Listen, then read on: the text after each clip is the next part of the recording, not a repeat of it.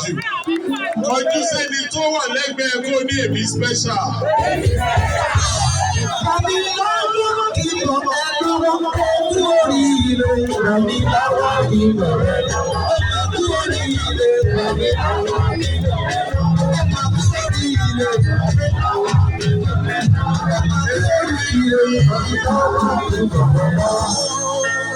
Mo kí ẹ̀yin ìyá wa,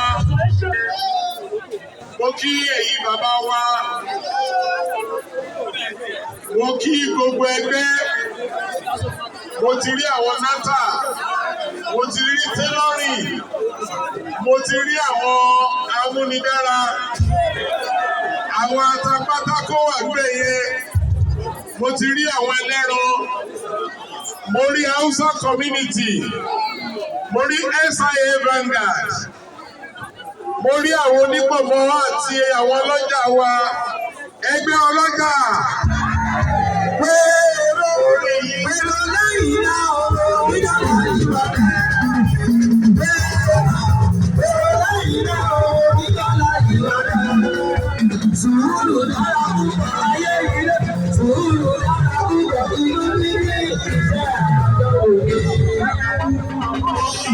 Gbogbo ẹ̀yin ará wọ 6, ẹ̀yin wọ 6 ọwọ́ yìí dà ọ́.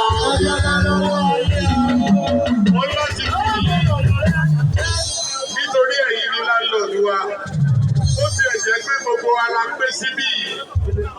Àwa sẹlibrétì ní oore ọ̀fẹ́ Ọlọ́run torí ẹgbẹ́ ADC ló máa wọlé. Mo ní ẹgbẹ́ ADC ló máa wọlé.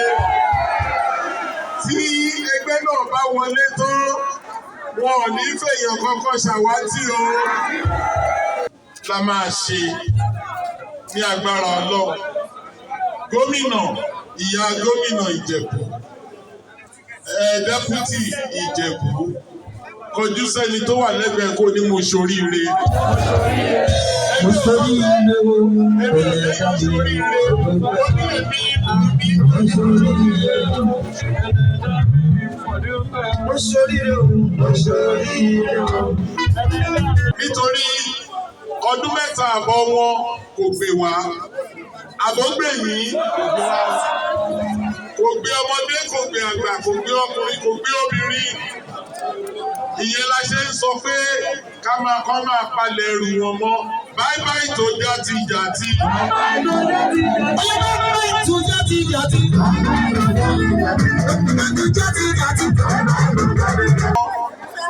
Wá wá mọ̀ pé ADC ló níjọba. Ẹ̀sùn bìrìbìrì kábò mi o. Ìwádìí náà lọ́gbẹ̀ ìwà mi lọ. Ẹ̀yìn náà lọ́gbẹ̀ ìwà mi lọ. Ẹ̀sùn bìrìbìrì kábò mi o. Ìwádìí náà lọ́gbẹ̀ ìwà. Ẹ̀yìn náà lọ́gbẹ̀ ìwà. Àtìmọ̀. ADC àtìmọ̀. Ọmọ yín ọmọ wa Honorable Adégòkè Adékànbí, eléyìí ti wá ní, eléyìí ara wa, eléyìí ọ̀rọ̀ wa, ó máa wọlé àbí ò ní wọlé? Ó máa wọlé àbí ò ní wọlé? Let me say this for the benefit of our English speaking.